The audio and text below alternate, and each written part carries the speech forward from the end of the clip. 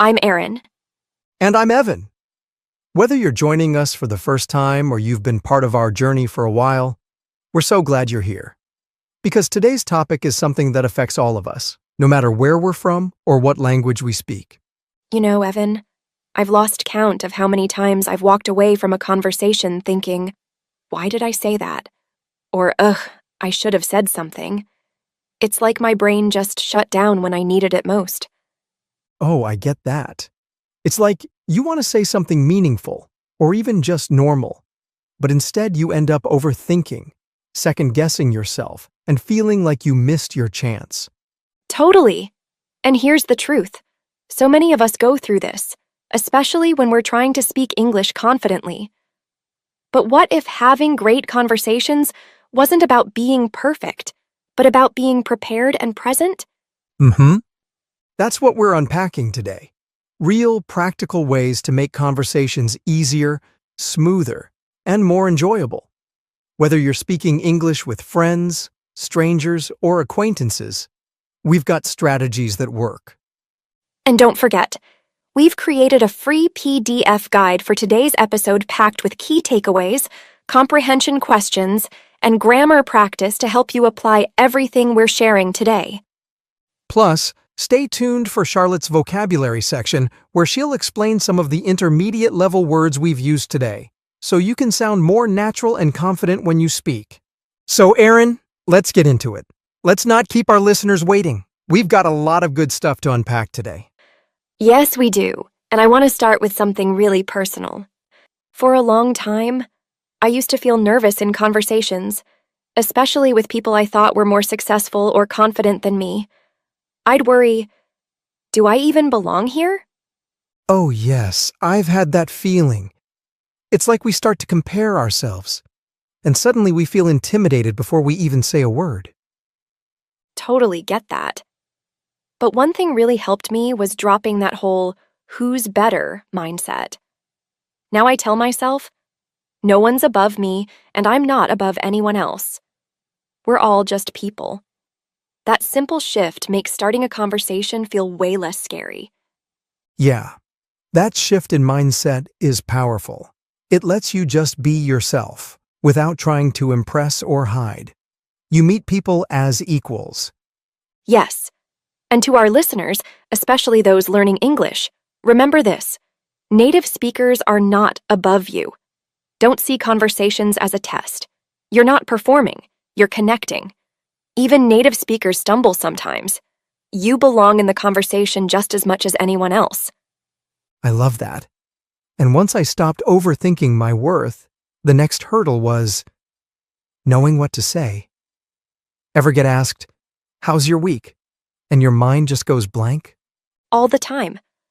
I'd be like, good? And then panic. Then I realized I never thought ahead about what I might want to share. Same here. Now, before I head out, I just do a quick mental check. What's been going on this week? Did I learn something cool? Try anything new? Just having a couple of highlights ready makes conversations so much easier.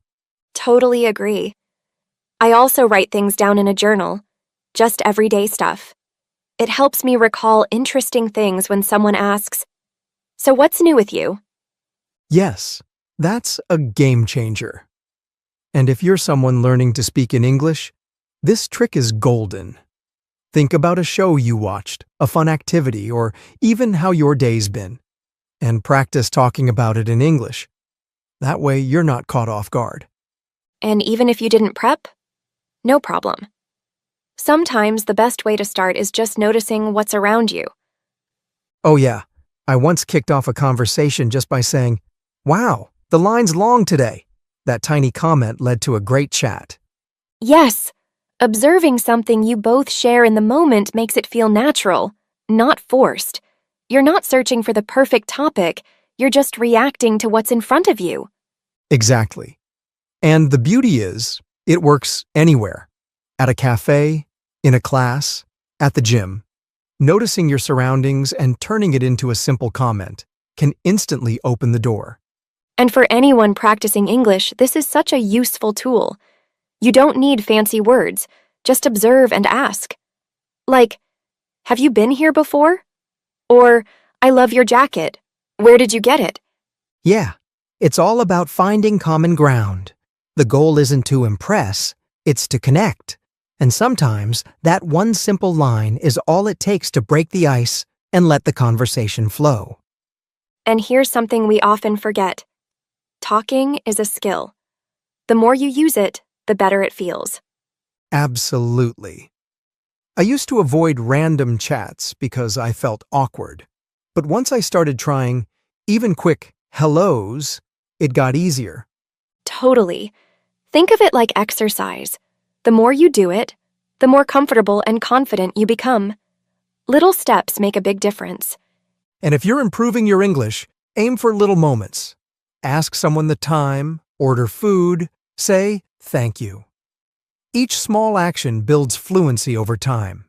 And here's the best part. Mistakes are part of the process. Don't worry about them. Focus on showing up. So true. Aaron, you know what else really helps for getting better at conversations? Being a good listener. It's not about saying more, it's about hearing more. Absolutely. When I listen with curiosity, people really open up. It makes the conversation feel more real and relaxed. Yeah, and I've found that just repeating a little of what someone said, like, "Oh, so you went hiking last weekend?" shows you care, and it keeps things flowing naturally. Right. And when you focus on truly listening, you're not overthinking your next sentence. You're just in the moment, and that takes the pressure off. And if you're learning English, this can really make a difference. Listening closely helps you understand better and gives you ideas for what to say next. Try simple responses like, "That's cool," or "Really? Tell me more." These let you stay part of the conversation without stress. Yes, you don't need perfect words. Just be present. People don't need you to impress them. They just want to feel heard. Aaron, now that we've covered how to talk to strangers, let's take it a step further, because not all conversations feel the same, right? Right. Talking to strangers can be exciting because it's a fresh start. But acquaintances, that's where it can get tricky. You've met them, but you might not remember all the details. I used to overthink those interactions. Same here. Now I just treat it like a clean slate. Ask a simple question or mention something familiar, like, "Hey, how's that project going?" It takes the pressure off. And then with friends, conversation feels natural. You know their style, you've got shared memories, and you can just relax and enjoy it. Exactly. And for those improving their English, adjust your confidence level. Strangers? Great for practice. Acquaintances? A chance to reconnect. Friends? Be yourself, even if your English isn't perfect. And you know what helps grow these connections? Regular, real conversations. I picture it like this. Every chat adds a little snow to your relationship. Love that. Like you're using an ice pick. Each question reveals more of the person. Sometimes you get a tiny snowflake, sometimes a whole avalanche of stories. Exactly. And when you keep gathering that snow, it becomes a snowball. Small ones are your acquaintances, bigger ones are your friends. The more you chat, the more that snowball grows. But if you leave it too long, that snow melts. So stay in touch.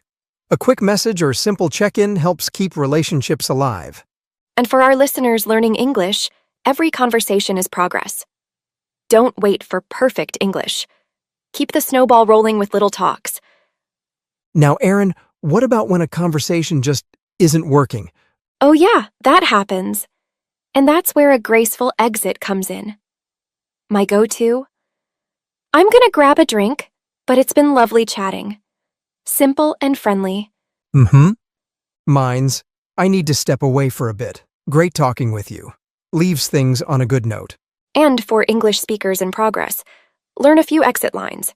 It helps you end chats politely and confidently. Mm-hmm. Before we wrap up, let's throw in some pro tips for all conversations. First, be present. Don't stress about perfect replies. Just focus on the person. Yes. And paraphrase what they say. Like, "So you started a new job?" It shows you're listening and makes the conversation flow. Also, have a few topics you enjoy ready. food, music, travel. These are easy ways to connect. And remember, acquaintances matter. They help expand your social circle and bring new opportunities. Keep those connections warm.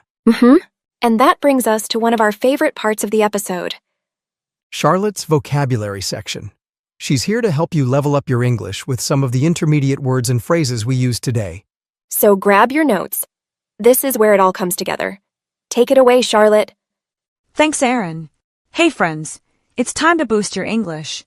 Let's dive into some of the intermediate level words and phrases from today's episode to help you sound more natural and confident when you speak. Let's get started. Intimidated, meaning feeling nervous or afraid because someone or something seems more powerful, confident, or important. Example, I felt intimidated speaking to my boss for the first time. Engage, meaning to take part in or become involved in something actively. Example, she engaged in the conversation by asking great questions. Caught off guard, meaning surprised or unprepared for something unexpected. Example, I was caught off guard when he suddenly asked me to give a speech. Kicked off, meaning to start or begin something. Example, we kicked off the meeting with a quick game. Curiosity, meaning a strong desire to know or learn something. Example, his curiosity about other cultures helped him make new friends. Acquaintances, meaning people you know slightly, but not very well, between strangers and friends. Example, I have a few acquaintances at work, but only one close friend. Second guessing, meaning doubting or questioning a decision you already made. Example, after sending the message, I started second guessing my words. Paraphrase, meaning to repeat what someone said using different words to show understanding. Example, I paraphrased his idea to make sure I understood it correctly. Icebreaker, meaning a simple comment or question that helps start a conversation. Example, I used a joke as an icebreaker to relax the group. Step away, meaning to leave a place or situation for a short time. Example, I need to step away for a bit, but I'll be back soon. That's it for today's vocabulary. Try using a few of these words in your conversations this week. The more you use them, the more natural they'll feel. See you next time. Thanks, Charlotte. That was super helpful. Those words really make conversations smoother and more natural. Absolutely. And listeners, we hope this episode gave you the confidence to start more conversations and enjoy them, whether it's with a stranger, an acquaintance, or a friend. And remember, it's not about being perfect. It's about connecting. Just take that first step and let your voice be heard.